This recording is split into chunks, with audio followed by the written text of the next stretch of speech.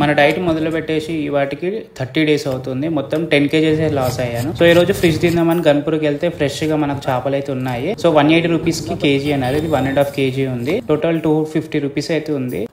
వీళ్ళు ఇలానే కోస్తారు. మనం ఇంటికి వచ్చినాక కొంచెం ఉప్పేసి బాగా క్లీన్ అయితే చేసుకోవాలి. సో క్లీన్ చేసి ఒక 10 minutes అయితే మీరు ఫ్రిడ్జ్ లో పెట్టండి. కొద్దిగా ముక్క అయితే గట్టిగా ఉంటుంది.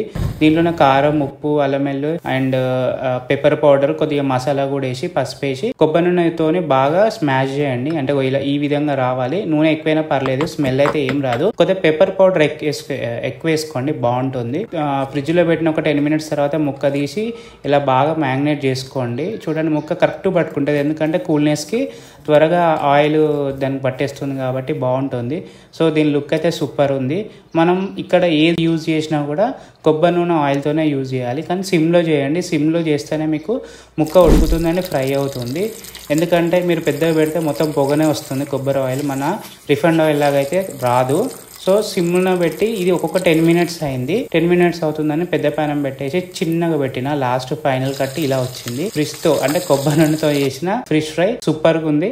దీంతో ఒక క్యారెట్, ఒక కీర తినండి, అయిపోతుంది. Thank you for watching. And మన ఛానల్ ని సబ్స్క్రైబ్ చేయండి. ఇన్స్టాగ్రామ్ లో కూడా ఫాలో చేయండి. మన ఛానల్లో ప్రతిరోజు వెయిట్ లాస్ జర్నీ అయితే నేను చెప్తూనే ఉంటాను. ఇంకా మన దగ్గర ఎన్నో రెసిపీస్ ఉన్నాయి. దాన్ని కూడా మీకు ఎక్స్ప్లెయిన్ అయితే చేస్తాను. ప్లీజ్ మన ఛానల్ ని ఫాలో చేయండి.